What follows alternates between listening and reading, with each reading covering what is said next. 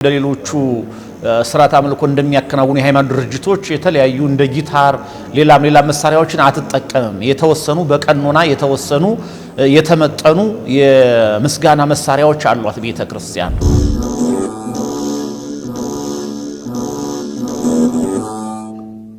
መንፈስን ያረጋጋል።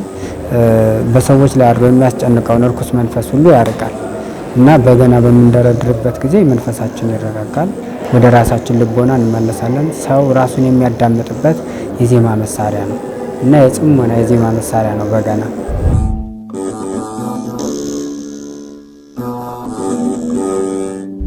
ትልልቅ መዘምራኖቹ የዘመሯቸው መዝሙሮች አብዛኞቹ 100% ማለት ይቻላል በዋሽንት የታጀቡ ናቸው።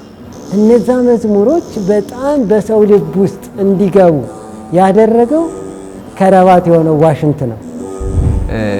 ከጾም ጋር በተያያዘ ዘለሰኛ የምንለው የዝማሬ አይነት የሚዘመርበት መሳሪያ መሰንቆ ነው። ሌሎቹ እንዲሁ ለቸብቸቦ መዝሙር የሚያገለግሉ ንዋያተ ቅድሳት ናቸው። በቅዳሴ አትናቴዎስ ላይ መሰንቆ ያልኳት አንዲት ሃይማኖት ነች ብሎ በትርጓሜ ላይ አስቀምጦት እናገኛለን። መሰንቆ በእመቤታችን ይመሰላል። መሰንቆ በአንዲት ሃይማኖት ይመሰላል። በኪዳነ ኖህ ይመሰላል። በብዙ ምሳሌዎች ይጠቀሳል ማለት ነው።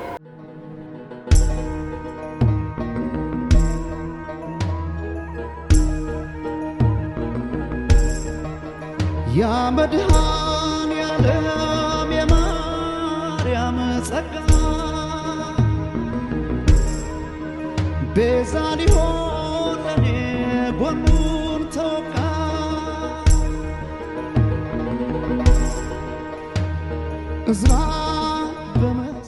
ሰላም የሀገሬ ቤተሰቦች እንዴት ናችሁ?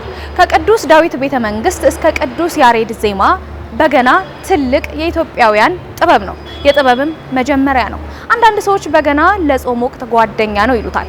ዛሬ በግራንድ ሆቴል ተገኝተን የበገና ምሽትን ልናሳልፍ ነው። አብራችሁን እንድትቆዩ የአክብሮት ግብዣዬ ነው። አብረን እንቆይ።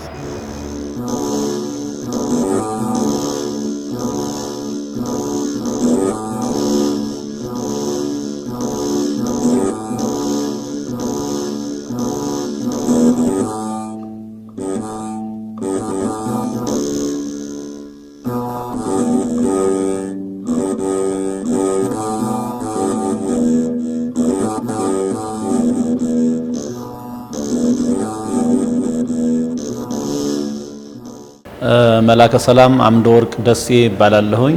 የቀጨኔ ደብረ ሰላም መድኃኔዓለምና ደብረ ትጉሃን ቅዱስ ገብርኤል አብያተ ክርስቲያናት ዋና አስተዳዳሪ ነኝ። በመጀመሪያ እንግዲህ የሀገሬ ቲቪ ይህን መንፈሳዊ መርሃ ግብር ለመዘገብ ከዚህ በመገኘቱ እኔንም ለዚህ በመምረጡ አመሰግናለሁኝ። በገና ያው ከመንፈሳዊ ዜማ መሳሪያዎች ከምስጋና መሳሪያዎች ያው አንዱ ነው። እንግዲህ እግዚአብሔር በመጀመሪያ ስብሐቲሁ ዘእምኀቤሁ ወውዳሴሁ እንዚአሁ ይላል። ዓለም ከመፈጠሩ ዘመን ከመቆጠሩ በፊት እግዚአብሔር ባህሪው እያመሰገነው ይኖር ነበረ። እግዚአብሔር ምስጋና አልተቋረጠበትም ይላል። ከዚያ በኋላ ግን ክብሩ በራሱ እንደቀራውቆ እግዚአብሔር ፍጥረታትን ሲፈጥር ከሌሎቹ ፍጥረታት ለይቶ ሰውና መላእክትን ለምስጋና ፈጥሯቸዋል። ያው መላእክት እንደሚታወቀው ሁሉ ረፍታቸው ምስጋናቸው ረፍታቸው ሆኖላቸው እግዚአብሔርን ዘወትር ያመሰግናሉ። ከመላእክት ቀጥሎ ደግሞ ለምስጋና የተፈጠረው የሰው ልጅ ነው። የሰው ልጅ እግዚአብሔር በሰጠው ጸጋ እግዚአብሔርን ያመሰግናል። እግዚአብሔርን ስሙን ቀድሶ ክብሩን ወርሶ ይኖራል። ስለዚህ እግዚአብሔርን ለማመስገን የተለያዩ የምስጋና መሳሪያዎች የመዝሙር የማህሌት ንዋያተ ቅድሳት አሉ።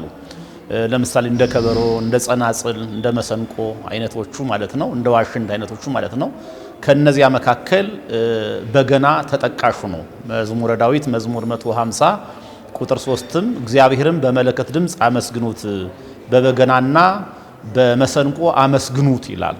ስለዚህ እግዚአብሔርን እንድናመሰግንበት አምልኮተ እግዚአብሔርን እንድንፈጽምበት ከተፈቀዱት ንዋያተ ቅድሳት የዜማ መሳሪያዎች የማህሌት መሳሪያዎች የምስጋና መሳሪያዎች መካከል አንዱ በገና ነው ማለት ነው። ያው እንግዲህ የተለያዩ ቅድም እንዳልነው ሁሉ ልብን ውስጥን የሚመስጡ ሰውን የሚማርኩ የተለያዩ መሳሪያዎች አሉ። ከነዚያ መካከል በገና ግን ከሌሎቹ ይለያል። ለምሳሌ ከዋሽንት ይለያል፣ ከመሰንቆ ይለያል፣ ከክራርም ይለያል። ሌሎቹ እንዲሁ ለቸብቸቦ መዝሙር የሚያገለግሉ ንዋያተ ቅድሳት ናቸው። በገና ግን የተለየ ልክ ይሄ አራራይ ዜማን ተከትሎ የሚደረደር 10 አውታር ያለው ይልቁንም የሚያራራ ውስጥን ለመንፈሳዊ ነገር የሚያነሳሳ መሳሪያ ነው ያው በገና ማለት ነው። ከመንፈሳዊ አስተምሮ አንፃር እንግዲህ እግዚአብሔር በ10 ማዕርጋት ለሰው ልጆች 10 ማዕርጋትን ሰጥቷል። እንደገናም ደግሞ የተለያዩ በ10 ቁጥር የሚወሰኑ መንፈሳዊ ዓለማት አሉ። የሰው ልጅ በእነዚያ ሁሉ የሚገኝ እንደገናም ደግሞ በእነዚያ ሁሉ እየገባ የሚያመሰግን እግዚአብሔርን የሚያመልክ ትልቅ ፍጡር መሆኑን ለመግለጽ የምንጠቀምበት ነው። መንፈሳዊ ይዘቱ ያው ሌሎች ብዙዎች ትንታኔዎች አሉት። አሁን በዚህ ሰዓት አነስተን ማንጨርሳቸው ማለት ነው። በገናና ጾም የሚያገናኛቸው ምንድነው? ያው እርጋታው ነው። እርጋታው ጸጥ ያለ ነው። እንግዲህ ሌሎቹን ለምሳሌ አሁን ከበሮን የምንጠቀመው ከአብይ ጾም ውጭ ነው።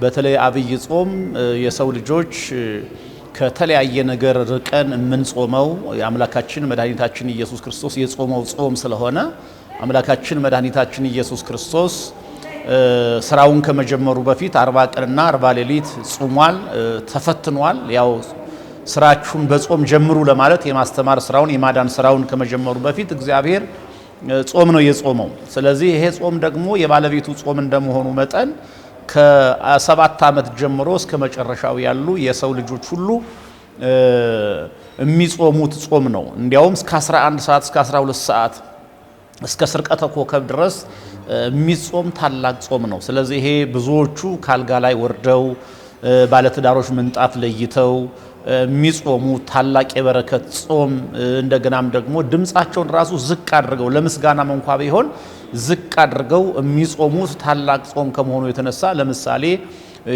ደስታን የሚያመነጩ እንደ ጸናጽል እንደ ከበሮ አይነት የዜማ መሳሪያዎችን አሁን አንጠቀምም፣ ቤተክርስቲያን አትጠቀምም።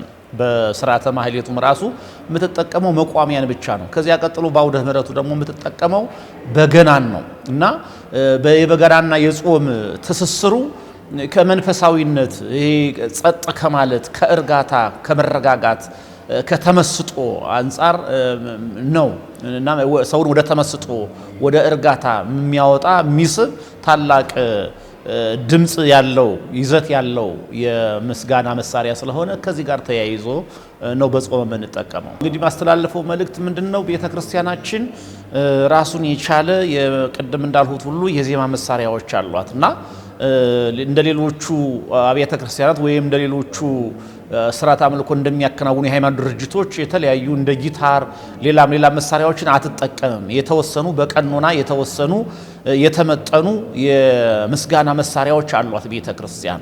ስለዚህ ቤተክርስቲያኒቱ እነዚህን ብቻ እንድትጠቀም ይልቁንም ደግሞ የቤተክርስቲያናችን ልጆች በገና ለመንፈሳዊነት የሚያነሳሳ፣ ለጸሎት የሚያነሳሳ፣ ለምስጋና የሚያነሳሳ፣ የሚመስጥ እርጋታን የሚሰጥ ታላቅ ቁስ ስለሆነ በእውነት ወጣቶች ይሄን ሊማሩትና ሊከተሉት ይገባል ብዬ ነው ማሳስበው። ሌላው እንግዲህ አሁን ያለነው ጾም ላይ ነውና ሁላችንም በእውነት በትክክል ልክ እንደ በገናው ድምጽ ረጋ ባለመልኩ ጾመን ጸልየን የተጣሉት እንዲታረቁ የተለያዩት አንድ እንዲሆኑ ሀገር ሰላም እንድትሆን ቤተክርስቲያን ከፈተና የቤተክርስቲያን ልጆች ከመከራ እንዲድኑ ሁላችንም በጾም በጸሎት ልንጸና በምስጋና ልንጸና ያስፈልጋል ነው የሚለው። እግዚአብሔር አምላካችን ለብርሃነ ትንሣኤው እንዲያደርሰን ቅዱስ ፈቃዱ ይሁንልን።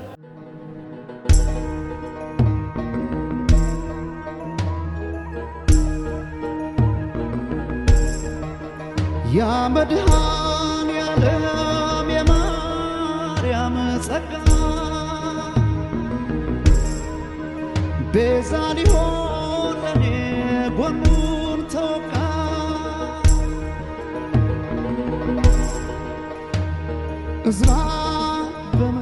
ስሜ መባጽዮን ስለሽ ይባላለሁኝ። የማገለግለው በማህበረ ቅዱሳን የመዝሙርና ስነ ጥበብ ክፍል ላይ በአባልነት አገለግላለሁ። ስለ መሰንቆ እንግዲህ መሰንቆ ከቤተክርስቲያን ጋር ወይም ከሃይማኖት ጋር ያለው ግንኙነት በመጽሐፍ ቅዱስ እንደተጠቀሰው እግዚአብሔርን በመሰንቆ አመስግኑት፣ ድምፁ መልካም በሆነ ጸናጽል አመስግኑት፣ በበገና አመስግኑት፣ በከበሮ አመስግኑት እያለ መዝሙረኛው ዳዊት በመዝሙር 151 ላይ ጠቅሶልን እናገኘዋለን። ሌሎችም የመጽሐፍ ቅዱስ ክፍሎች ላይ ተጠቅሶ የምናገኘው ጥንታዊ የዜማ መሳሪያ እግዚአብሔር የሚመሰገንበት የሚመለክበት የዜማ መሳሪያ ነው። ለዚህም አባቶቻችን ትርጓሜ ሲሰጡት በቅዳሴ አትናቴዎስ ላይ መሰንቆ ያልኳት አንዲት ሃይማኖት ነች ብሎ በትርጓሜ ላይ አስቀምጦት እናገኛለን። መሰንቆ በእመቤታችን ይመሰላል። መሰንቆ በአንዲት ሃይማኖት ይመሰላል። በኪዳነ ኖህ ይመሰላል። በብዙ ምሳሌዎች ይጠቀሳል ማለት ነው። እንግዲህ መሰንቆ ከአቀማመጡ ጀምረን ከአሰራሩ ጀምረን ስናየው የመስቀል ምልክት ያለበት ነገረ ክርስቶስን ነገረ መስቀልን የሚያስታውሰን የሚዘክረን ነው።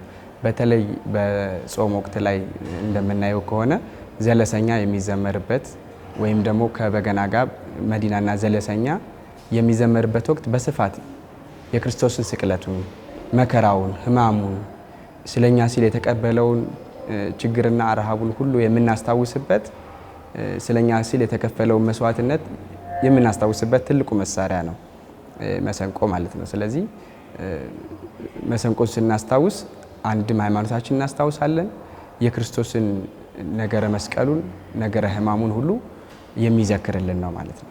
መሰንቆ እንግዲህ ብዙ ጊዜ የተለመደው በገና ዝግ ያለ በድምፁ ከሌሎች መሳሪያዎች ሁሉ ለነፍስ ምግቧ የሆነ እንደሚጠቀሰው ሁሉ መሰንቆና በገናም በተመሳሳይ መልኩ በመጽሐፍ ቅዱስም ስናይ አንዱን ጠቅሶ አንዱን ያልጠቀሰበት ቦታ በጣም ጥቂት ነው። በበገና አመስግኑት ካለ በኋላ በበገናና በመሰንቆ አመስግኑት እያለ ነው መዝሙረኛው ዳዊትም የሚነግረን በሌላዎችም ቦታዎች ላይ ማለት ነው። ከጾም ጋር በተያያዘ ዘለሰኛ የምንለው የዝማሬ አይነት የሚዘመርበት መሳሪያ መሰንቆ ነው። በመሰንቆ ግጥሙም መልእክቱም ነገረ ቤተክርስቲያን የሆነ ነገረ መስቀል የሆነ ወይም የክርስቶስን ሕማሙንና ትንሣኤውን የምናወሳበትን ወይም ስነ ስቅለቱን የምንነግርበት። ስለዚህ መሰንቆን ገና ከመሳሪያነቱ ስናየው ከቅርጹ ጀምሮ መስቀልነትን ያለው በተለያየ አቅጣጫ ስናየው ለምሳሌ እዚህ ጋር ብርኩማው ከገመዱ ጋር ያለው ከድምፅ ሳጥኑ ጋር እያንዳንዱ የዜማ መሳሪያ ክፍል ምሳሌ እንዳለው ሁሉ የክርስቶስን ሕማሙን ስቅለቱን ስለኛ ሲል የተቀበለው መከራ ከግጥም ጋር በማስተሳሰር የምንዘምርበት እግዚአብሔርን የምናመሰግንበት አልፎም ተርፎ ደግሞ ትምህርት የምናስተምርበት የምንማማርበት ነው ማለት ነው። መሰንቆ በማንኛውም ጊዜ ልንጠቀምበት የምንችል የዜማ መሳሪያ ነው። በተለይ ደግሞ ያው አባቶቻችን ስርዓት ሲሰሩልን የነዋያተ ቅድሳትን ወይም የዜማ መሳሪያዎችን ስርዓት ሲደነግጉልን በውስጥና በአፋ በቤተ መቅደስ ውስጥና ከቤተ መቅደስ ውጭ የምንገለገልባቸው መሳሪያዎች አሉ። አንዱ መሰንቆ ነው። በቤተ ክርስቲያን ውስጥ ወይም በማህሌት አገልግሎት ውስጥ የማናገለግልበት ነገር ግን ከማህሌት አገልግሎት ውጪ ባሉት በአውደ ምሕረትም ሊሆን ይችላል፣ በተለያዩ መንፈሳዊ ጉባኤያት ላይ ሊሆን ይችላል የምንዘምርበት መሳሪያ ነው። ወቅትና ጊዜ ግን ገደብ የለውም። በየትኛውም ወቅት ከዓመት ዓመት እግዚአብሔር እንደሚመሰገነው ሁሉ እግዚአብሔርን በመሰንቆ አመስግኑት ሲል በዚህ ወቅት ብቻ አመስግኑት የሚል ነገር አልተጠቀሰም። ስለዚህ በማንኛውም ጊዜና በማንኛውም ወቅት እግዚአብሔርን 24 ሰዓት ሙሉ ልናመሰግንበት የተሰጠን የዜማ መሳሪያ ነው። እውነት ነው። ብዙ ጊዜ እንግዲህ መሰንቆ በተለምዶ የሙዚቃ መሳሪያ ይመስለናል። ነገር ግን ቀደም ሲል ባሉት የቤተክርስቲያን ታሪክ ላይ ስናየው ካመጣጡ ጀምሮ ከሌዋውያን ካህናት ጋር አብሮ የመጣ ዜማ መሳሪያ እንደሆነ ይነገራል። ይሄም ደግሞ ከቅርጹ ጀምሮ አሁን ኢትዮጵያ ላይ ያለው ሁኔታ ሌላ ክፍለ ዓለማት ላይ እንደሌለ ብዙ ማስረጃዎች ይገኛሉ ማለት ነው። ይህ የሚያመለክተን አንደኛ ቤተክርስቲያን እግዚአብሔርን ስታመሰግንበት መዝሙር ሲታጀብበት ሲዘመርበት የነበረ ነው። በሂደት ግን ወደ ዓለማውያን ወደ ሙዚቃ ዓለም ውስጥ ገብቶ አሁን እንደምናየው በየቦታው ሙዚቃ ሲሰራበት እግዚአብሔር ሳይሆን ሰዎች ሲመሰገኑበት ሌላም ነገሮች ሲሰራበት እናያለን። ያ ወደ ቤተክርስቲያን ወደ ጥንተ ተፈጥሮ ተመልሶ እግዚአብሔር ወደ መመስገኛው ወይም የተሰራበት ዓላማውም እሱ ስለሆነ ወደዛ እንዲመለስ ቤተክርስቲያንም ይሄንን ስርዓቷን እንድታስጠብቅ በዚሁ አጋጣሚ መልእክት እናስተላልፋለን። አብይ ጾም እንግዲህ እንደምናውቀው ከሌሎቹ 7 አጽዋማት ውስጥ መካከል ዋናውና ክርስቶስ ራሱ የጾመው ጾም ነው። ይህን ጾም ቤተክርስቲያናችን በተለየ መልኩ 40ውን ቀን የምንጾምበት በስብሐተ እግዚአብሔር የሚቀርብበት ነገረ ክርስቶስ የሚታሰብበት በደንብ አድርጋ ቤተክርስቲያን አመሳጥራ ሃይማኖትን የምታስተምርበት ልጆቿን ደግሞ በጾምና በስርዓት የምታሰለጥንበት ልዩ ወቅት ነው ይሄ ወቅት። እናም ምእመናን ህዝበ ክርስቲያን አጠቃላይ ይህን ወቅት በምስጋና በዝማሬ ቤተክርስቲያን ውስጥ በመሄድ ትምህርት በመማር ቅዳሴ በማስቀደስ በሰፊው የምናሳልፍበት ወቅት በመሆኑ እንግዲህ መሰንቆም አንዱ ማመስገኛ መሳሪያ ስለሆነ ይህንን ተምረን ለልጆቻችን እንድናስረክብ ወደ ቤተክርስቲያን ወደ ጥንተ ተፈጥሮ ተመልሶ እግዚአብሔር እንዲመሰገንበት የተሰራበትም ዓላማ እሱ ስለሆነ ማለት ነው። ይህን እንዲደረግ ወጣቶችም ይህንን መሰንቆ ተምረው አሁን እግዚአብሔር ይመስገን የተለያዩ መንፈሳዊ የዜማ መሳሪያ ትምህርት ቤቶች አሉ። በዚያ በመግባት በመማር እግዚአብሔርን እንዲያመሰግኑበት መልእክታችንን እናስተላልፍ። እንግዲህ የዛሬው ዝግጅት በተለየ መልኩ የዜማ መሳሪያዎችን ከማስተዋወቅ አንጻር በዓለም ላይ ካሉት የዜማ መሳሪያዎች ላይ በየበዓላቱ ለጥምቀት ለመስቀል የምናመሰግንበትን መሳሪያ በተለየ መልኩ ደግሞ ለራሱ ቀን ሰተኑ የዜማ መሳሪያዎች ቀን ተብሎ በዚያ እንድናመሰግን ተሰባስበን ሁላችንም ሰንበት ተማሪዎች፣ ማህበራት፣ አጠቃላይ የቤተክርስቲያን ልጆች ተገናኝተን በዜማ መሳሪያ እግዚአብሔርን የምናመሰግንበት ወቅት እንዲሆን ልባዊ ምኞታችን ነበረ። ዛሬ እንግዲህ ተጀምሯል። እግዚአብሔር እንግዲህ ቀጣዩን ያሳምርልን እንላለን።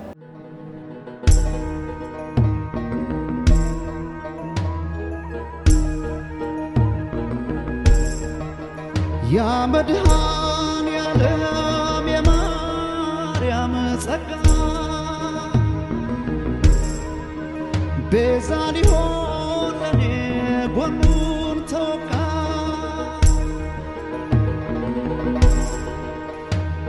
እዝራ ስሜ ዲያቆን ፍጹም ታሪኩ እባላለሁ።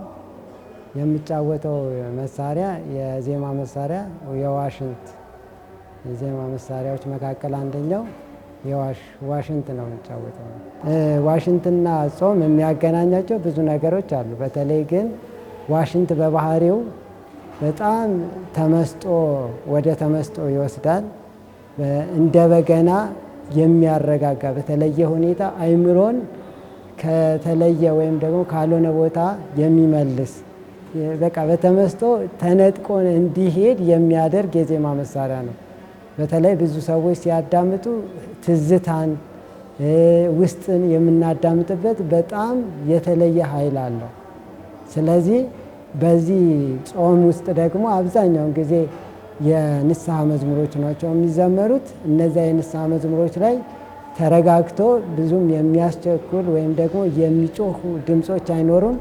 ከዛ አንጻር ከልብ ከውስጥ የጠለቀ የድምፅ አይነት በመግባት ልብን ፍንቅል አድርጎ የሚያወጣና በተለየ ሁኔታ ተመስጠን ራሳችንንና ወደ ተመስጦ ህይወት እንድንገባ የሚያደርገን የዜማ መሳሪያ ነው። ስለዚህ ከዚህ አንጻር ጾማችንን ተረጋግተን በተለየ ሁኔታ ያንን በውስጥ እያመላለስን ስንጾም የሚያረጋጋን ወደ መንፈሳዊ ህይወት የሚያስገባን ስለሆነ በጾም በተለየ ሁኔታ ቢደመጥ አገልግሎት ላይ ቢውል የተሻለ አለው ማለት ነው። በነገራችን ላይ ያው ምዕመኑ አንደኛው እንትን ነው የአገልግሎቱ ተካፋይ ነው። ምክንያቱም ዋሽንት የሚጫወተው ብቻ ሳይሆን እንደውም የድሮ አባቶች ምን ይላሉ? ነብርን ያባብላል እባብን ያቆማል ይባላል። ከእንትኑ የንጠን ከሀያልነቱ ከውስጥ ሀያልነቱ አንጻር ነው። እንግዲህ ያው በዚህ ዘመን እኔ ነብር አይተን አናቅም፣ እባብ ሲቆም አይተን አናቅም። ግን ምን ያህል ሀያል እንደሆነና በውስጥ ሰርጎ በውስጣችን ያለውን ነገር ደግሞ መንፈሳዊነት እንዴት ማሳደግ እንዳለብን በስነ ስርዓት በተለየ ሁኔታ የሚሰራ ስለሆነ ምእመናኑ ባዳመጡት ጊዜ በተለይ በንስሐ መዝሙሮች ላይ ባዳመጡ የምናውቃቸው ለምሳሌ እንደ ቸርነት ይታወቃል አይደል? እዛ ላይ ያለው ዋሽንት ስናዳምጠው በጣም እኮ ከራሳችን ጋር እኮ በቃ ራሳችን መቆጣጠር እስኪያቅተን ድረስ እኮ ምን ያደርገናል? ልባችንን ፍንቅል አድርገ የሚያስወጣ የዜማ አይነት እንትን ነው። ስለዚህ በጾሞት ከምእመናን ጋር በቃ ራስን እንድናዳምጥ ያደርጋል። በብዛት አብዛኛውን አሁን ቴክኖሎጂውም ጊዜውን በመዋጀት በስልክም በምንም እያዳመጡ ምን እያሉ ከስራ ጋር ራሱ ተረጋግቶ ሀሳብን ሰብስቦ ምን ብሎ የተሻለ ነገር እንድንሰራ ያደርገናል። እና ምእመኑ በብዛት ምን ያደርጋል? እያዳመጠ ምን እያለ ነው። እና በብዛት አብዛኛውን ጊዜ የንስሐ መዝሙሮች ላይ አንዳንድ እንትኖች ላይ እየተጠቀሙበት እና በጣም አገልግሎት ላይ እየዋለ ይገኛልና ከህይወት አንጻር በተለይ ከአብይ ጾም ጋር ከአጽዋማት ጋር በተያያዘ ህይወታችን የታደሰ እንዲሆን የተረጋጋ እንዲሆን ያደርገናል። ያው ከጾም ጋር ያው ሰው ትኩረት አላደረገውም ማለት እንጂ አብሮት ነው የነበረው ሁልጊዜ። ለምሳሌ ምሳሌ ነው።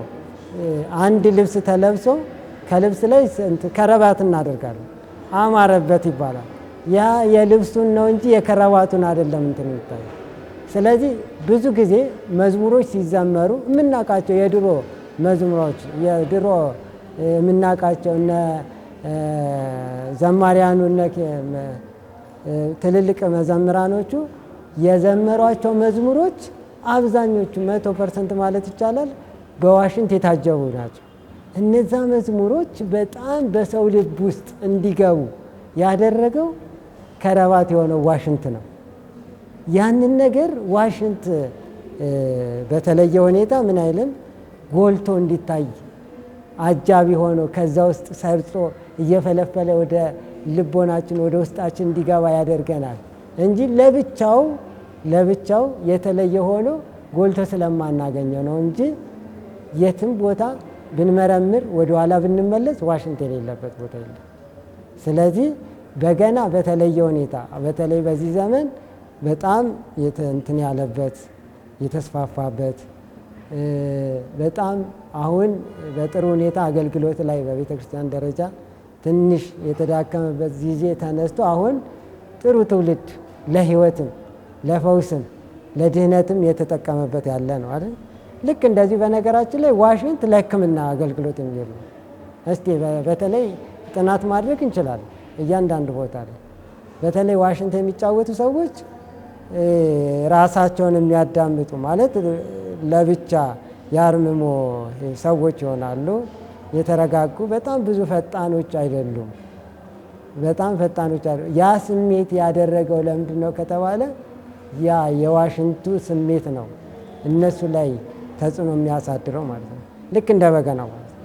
አሁን በገና ላይ እንደምናየው ብዙ በሰው ላይ የሚያሳድረው ፈጠን የሚል ሰው አናይ።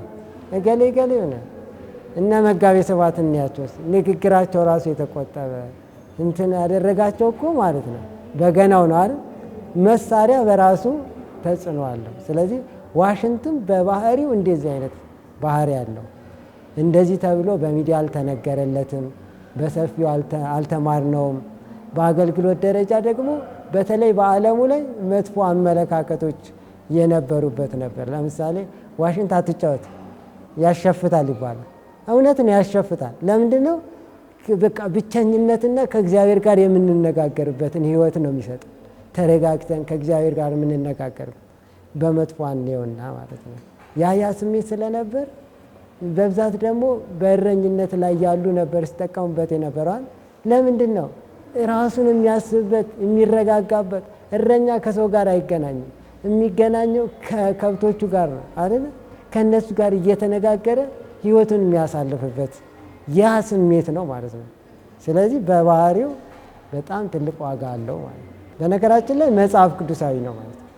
በመጽሐፍ ቅዱሳዊ ነው ስንል ለምሳሌ በመዝሙረኛው ዳዊት ላይ በመዝሙረ ዳዊት ላይ በብዙ ቦታ ላይ በመዝሙር ለመዘምራን አለቃ በዋሽንት እያለ በተለያየ ጊዜ ብዙ ቦታ ላይ በመዝሙር 5 ላይ፣ በመዝሙር 8 ላይ፣ በመዝሙር 81 ላይ፣ በመዝሙር 84 ላይ እንደዚህ እንደ ርዕስ እየተደረገ ተጽፎ ተገልጾ ይገኛል። ነገር ግን በመዝሙር 98 ከቁጥር 6 ላይ በዋሽንትና በመለከት ድምፅ በንጉሥ በእግዚአብሔር ፊት እልል በሉ ይላል።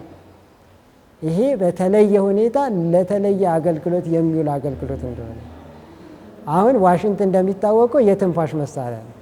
መለከትም የምን መሳሪያ ነው? የትንፋሽ መሳሪያ ነው። አሁን መለከትን ስናስብ በዳግም ምጽአት የዳግም ምጽአትን የምናስታውስበት ነው አይደል? ልክ እንደዚሁ የትንፋሽ መሳሪያ ደግሞ ከነ መለከት እኩል ዋሽንት ለአገልግሎት የሚውል መሳሪያ እንደሆነ ተመዝግቦ እናገኛለን ማለት ነው። ስለዚህ ዋሽንት ዓለማዊ አይደለም። ዓለም በአጋጣሚ ብትወስደውም ግን መንፈሳዊን ነው። አንዳንድ ጊዜ በጣም የሚገርመኝና በጣም እያሳዘነኝ ያለ ነገር አንድ ነገር በዓለም የሚከናወኑ ነገሮችን የምናወግዝባቸው ነገሮች አሉ። የእኛ ናቸው ብለን ለመመለስ ጥረት ማድረግ ሲገባን ግን እያልን እየተውን ባዶአችንን እየቀረን ነው እና ይሄ የቤተ ክርስቲያን የዜማ መሳሪያ ነው። መጽሐፍ ቅዱሳዊ ነው። ተመዝግቦ እናገኘዋለን በመጽሐፍ ቅዱስ ላይ በብዙ ቦታ። ያውም ደግሞ መዝሙረኛ ዳዊት ራሱ በስነ ስርዓት ገልጾት እናገኘዋለን። ስለዚህ ይሄ የቤተ ክርስቲያን ስርዓት ነው። ልክ እንደ ሌሎች መሳሪያዎች ማለት ነው። የዜማ መሳሪያዎች ከትንፋሽ መሳሪያዎች አንዱ እንደሆነ ማወቅ መረዳት አለብን። የቤተ ክርስቲያን ነው፣ ዓለማዊ ነው፣ እንደዚህ ነው ምናምን ካል እነሱ ተጠቅሞበት ሊሆን ይችላል። ግን የቤተ ክርስቲያን ነው። ወደ ቤተ ክርስቲያን ወደ ቦታው መመለስ አለብን። ይህን ደግሞ በዚህ ዘመን ያለው ትውልድ እንደ በገና ማለት አልሆነላቸውም እንጂ በገና እንደ በገና ወደ ቤቱ ወደ ቦታው እንዲመለስ ጥናታዊ ጽሑፎችን የተለያዩ ጉባኤያትን በማድረግ በማስፋፋት ትምህርት ቤቶች በነገራችን ላይ በማድረግ ምን ማድረግ እንችላለን? ወደ ቦታ እንዲመለስ። በነገራችን ላይ ያው በባህሪ ዋሽንት እንደ ሌሎች አይደለም፣ እንደ ሌሎች መሳሪያ አይደለም። እንደ ሌሎች መሳሪያ አይደለም ስንል ምን ማለት ነው? ለምሳሌ በገና ቢቃኝልን ስንመታው ራሱ ድምፅ ያወጣል። መሰንቆም ቢቃኝልን ስንገዘግዘው ድምፅ ያወጣል። ዋሽንት ግን በባህሪው እፍ ስላልነው ብቻ ድምፅ አይወጣም። በባህሪው ምን ይፈልጋል? ትዕግስት፣ ስልት፣ ብልጠት ይፈልጋል።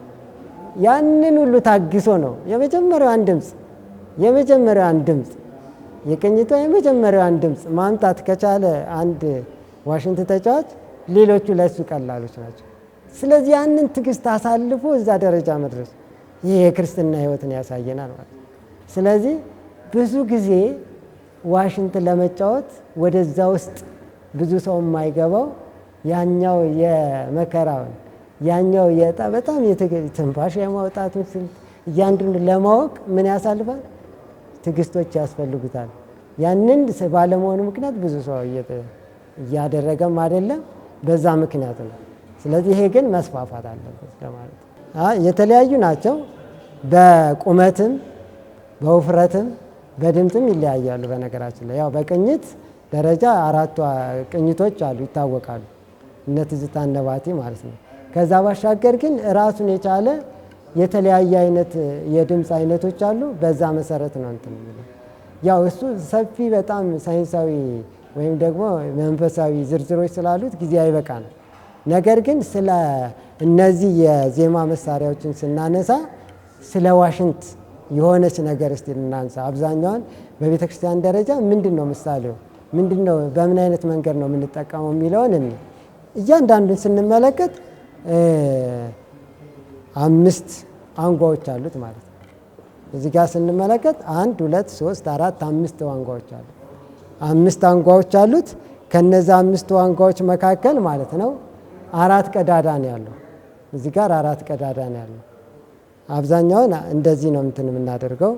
ያው ወደ መጨረሻ አካባቢ ትንሽ ድምፅ ግማሽ ድምፅ ምናምን የሚያፈርስ ከሆነ ነው ዝም ብሎ የሚበሳው እንጂ ትክክለኛው 4 ድምፅ ነው።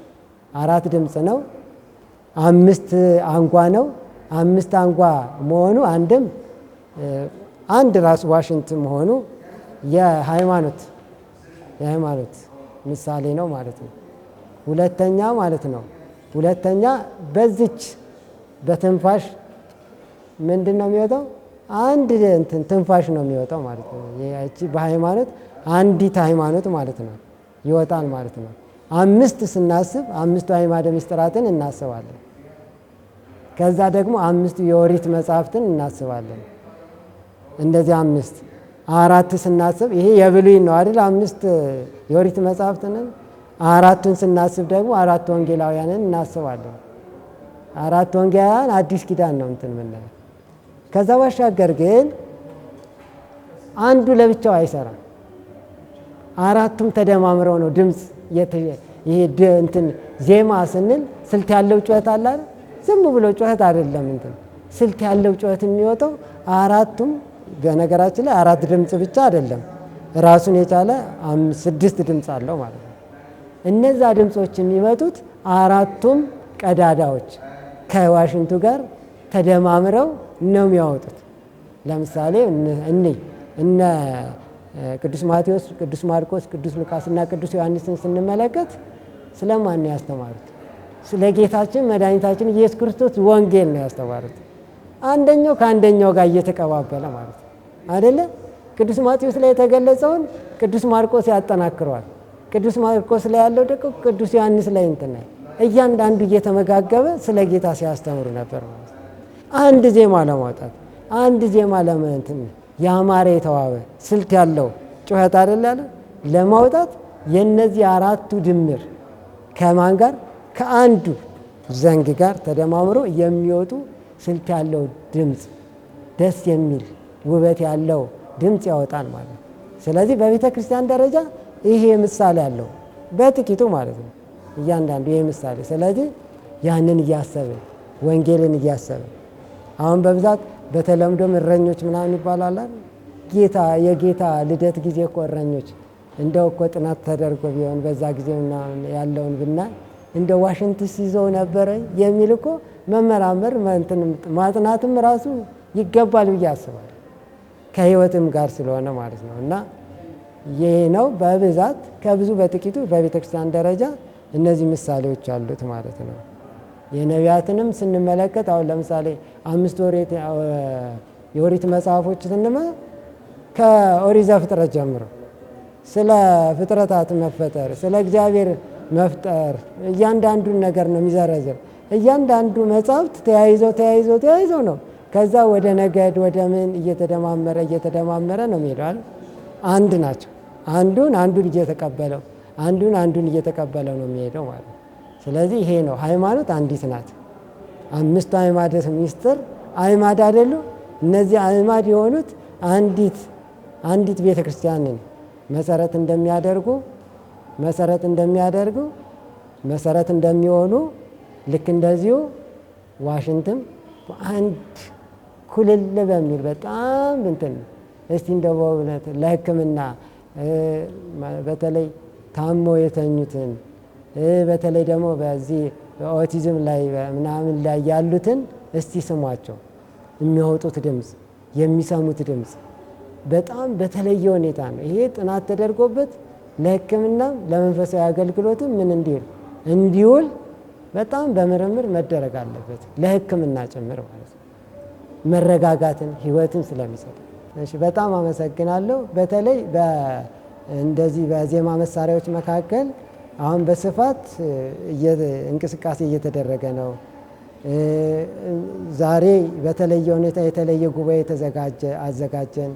ከዛ ባሻገር ግን በበዓላት ላይ እነዚህ የዜማ መሳሪያዎች እንዲታወቁ በሰፊው አገልግሎት ላይ እንዲውሉ በጣም ጥረት እየተደረገ ነው። በጣም ጥረት እያደረግን ነው። ይህንን ደግሞ በተለየ ሁኔታ በእውቀትም ከኛ የተሻሉ ይኖራሉ። በተለያየ መንገድ በተለየ ሁኔታ በነገራችን ላይ እንደሌላው የዜማ መሳሪያዎች በማንም የምናገኘው አይደለም። ይሄ የዜማ መሳሪያ በተለየ ከሸንበቆ የተለየ ሸንበቆ ተመርጦ ማንኛውም ሸንበቆ አይሆንም። ተመርጦ ተፈልጎ በተለይ እዚህ አዲስ አበባ ውስጥ አናገኝም። አሁን በዚህ ዘመን ደግሞ የሁሉም ተመንጥሮ ያለቀበት ያንን ለማግኘት ራሱ መከራ ነው። ስለተበሳ ብቻውን ድምፅ አይደለም አይመጣም። እያንዳንዷን ነገር ተመራምሮ ምን ብሎ የምንሰራው ስለሆነ በጣም የጋራ ጥረት ያስፈልጋል። በየሰንበት ትምህርት ቤቱ፣ በማህበራት፣ በግልም እንደዚህ በጣም ጥረት ያስፈልገናል። እኛ ያለችንን እውቀት ለማስተላለፍ ጥረት እያደረግን በየሰንበት ትምህርት ቤቱ በግልም መማር የሚፈልግ በማህበሩም እንደዚሁ በተለያየ ቦታ ላይ ትምህርት እየተሰጠ ነው። ብዙ የሚማር ግን የለም። ለምን? በአንድ ጊዜ የሚመጣ አይደለም። ያችን መንገድ ሲያልፏት ግን በኋላ ላይ ደግሞ ከዛ ውስጥ አትውጣ እንቅልፍ ያሳጣል ማለት ከመንትን ከማለት የተነሳ ያረጋጋል። ተረጋግተን በጥሩ ሁኔታ እንድንተኛ ያደርገናል።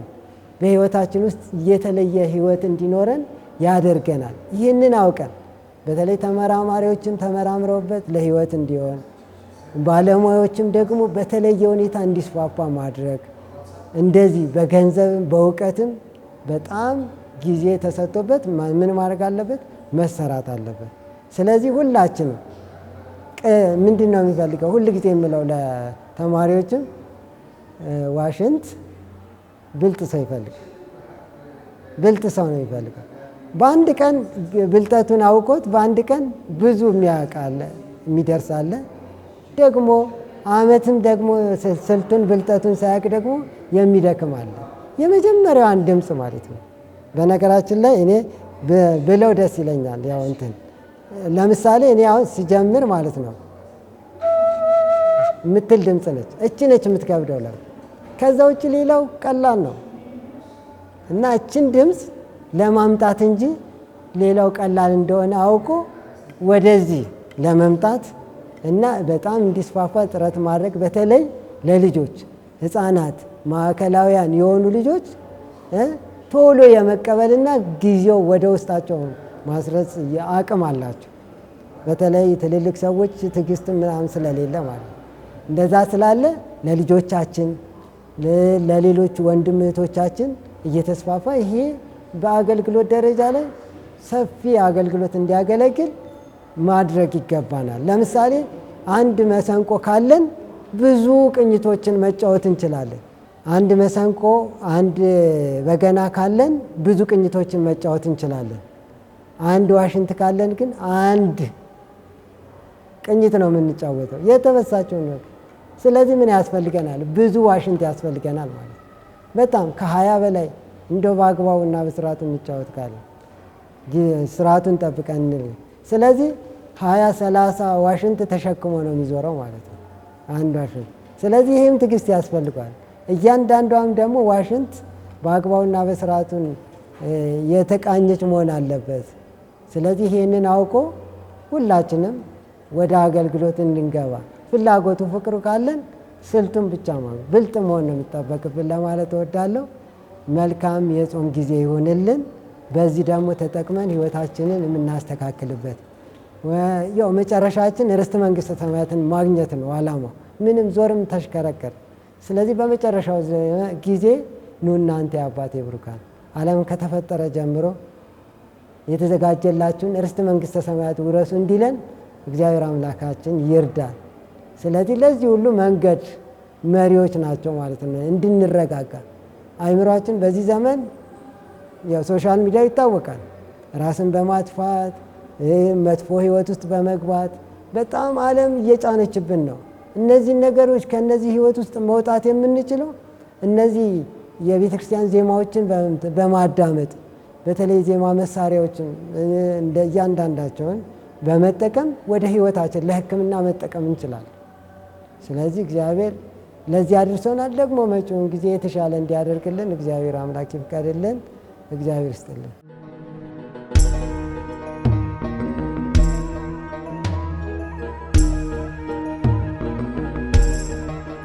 ያ መድኃኔዓለም የማርያም ጸጋ ቤዛ ሊሆን ለኔ ጎኑን ተወጋ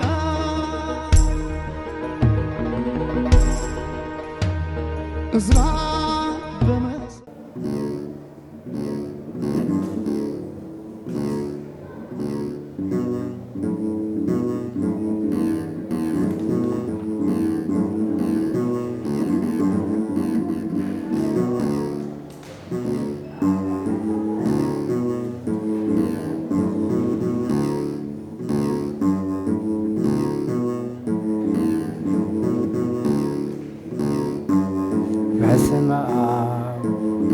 ወወልድ ወመንፈስ ቅዱስ አሐዱ አምላክ እየሰላምታ ላድርስ እስመ አንተ አምላከ ሰማይ ወምድር እስመ አንተ ምሉዐ ጸጋ ወክብር ትባላለህ በነግህ በሰለስ በቀትር ኢየሱስ ቀዳሴ ሥጋ ወነፍስ ኢየሱስ በአፈ ኩሉ ውዱስ ኢየሱስ ቀዳሴ ሥጋ ወነፍስ ወደ ላይ ልቤን ሰደድኩት እንዲያየው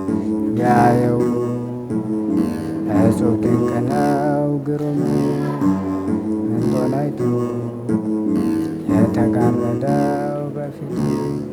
ስሜ ዲያቆን ኤርምያስ ሉሉ ይባላል። በማህበረ ቅዱሳን በዜማ መሳሪያዎች ክፍል የስልጠና ክፍል ተጠሪ።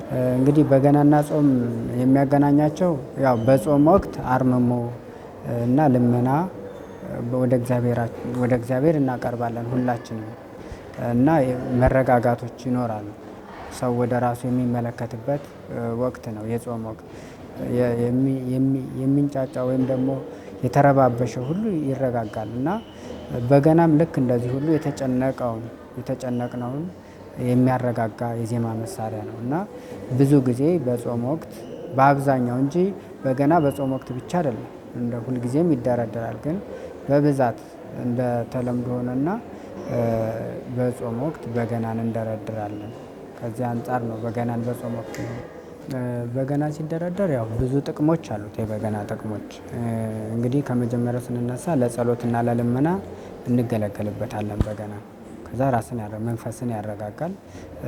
በሰዎች ላይ አድሮ የሚያስጨንቀውን እርኩስ መንፈስ ሁሉ ያርቃል እና በገና በምንደረድርበት ጊዜ መንፈሳችን ይረጋጋል።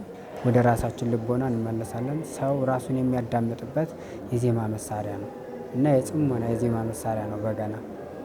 በገና ለመደርደር ያው ሁሉም ሰው ፍላጎት ሊኖረው ይችላል። ፍላጎት ብቻ ግን በቂ አይደለም። የህሊና ዝግጅት ወይም ደግሞ በገናውን ለመጠቀምም ሆነ ወይም ደግሞ በበገናው ለመገልገል በጸሎት እግዚአብሔርን መጠየቅ ይፈልጋል።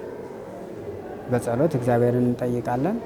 ከዛ በተጨማሪ ደግሞ ለሱ የሚደረገው ዝግጅት ማድረጊያ የህሊና ዝግጅት ወይም ደግሞ ከዛ በተጨማሪ ፍላጎታችን ሊኖር ይገባል። ፍላጎት ከሌለ ስለፈለግን ብቻ አይሆንም። ደግሞ በዛው ልክ እግዚአብሔርን በጸሎት ለምነን ሀብተ በገና ሀብተ ዳዊት እንዲገለጽልን እግዚአብሔርን በጸሎት መለመን አለብን።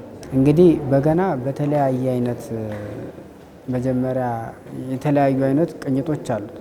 ቅኝቶች ማለት እንግዲህ በገናን እንደ ኢትዮጵያ እስካሁን ባለው እስከ 6 የሚደርሱ ቅኝቶች አሉ። በገናው በተለያየ አይነት ሜጀርም ሊቃኝ ይችላል። ከፍና ዝቅ ብሎ እንደ ሰው ድምፅ ሊቃኝ ይችላል። ግን ቅኝቶች አሉት። መዝሙሮቹም በቅኝቶቹ የተከፋፈሉ ናቸው።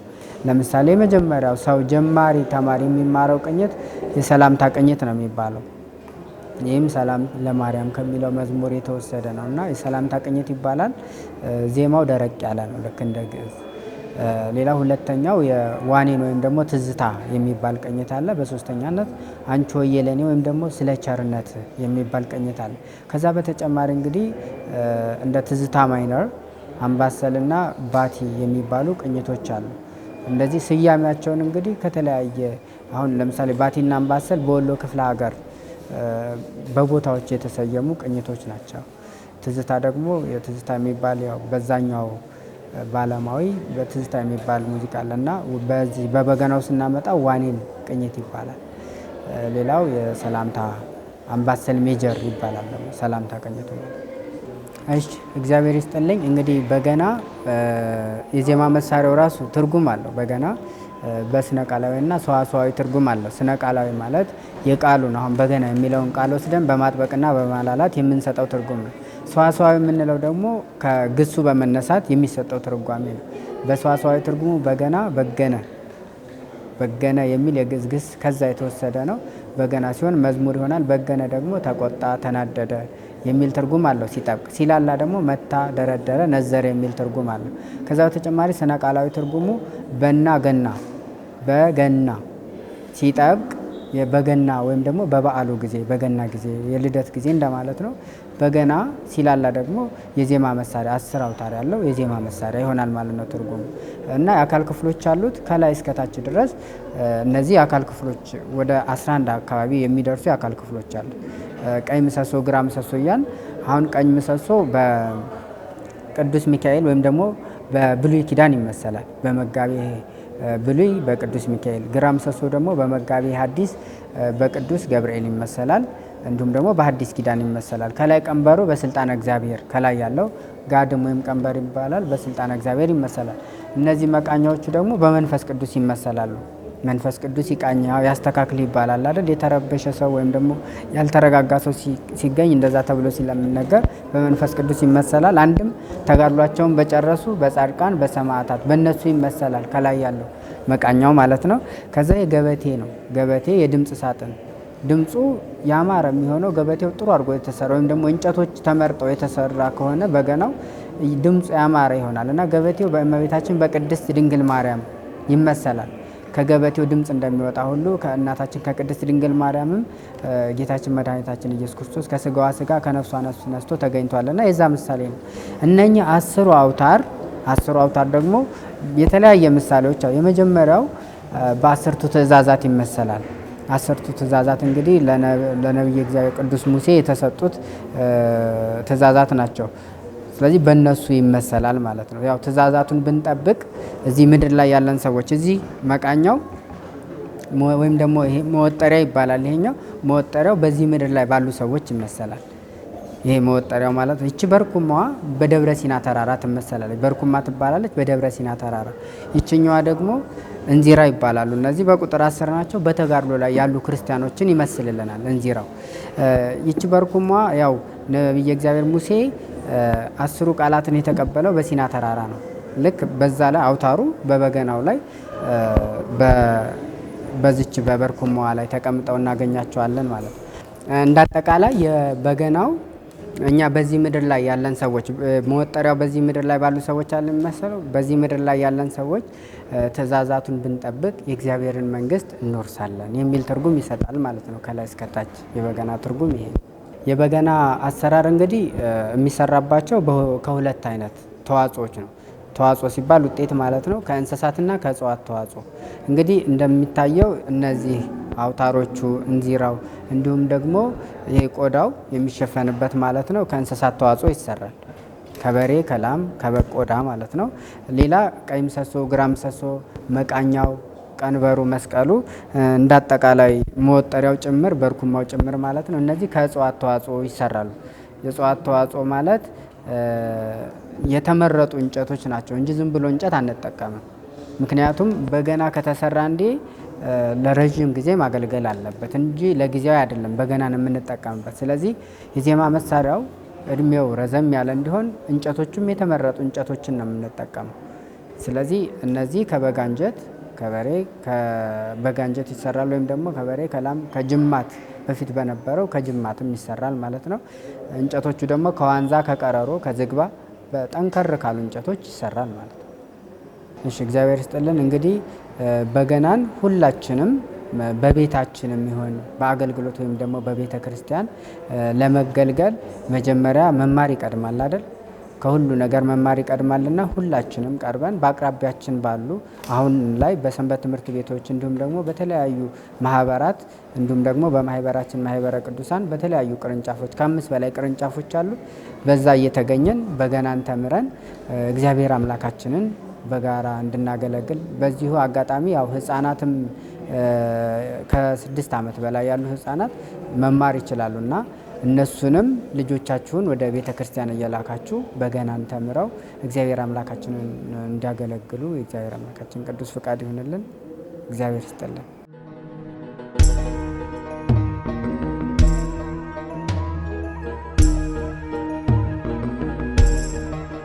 ያ መድኃኔዓለም የማርያም ጸጋ بزاني هونني بونون توقع إزرار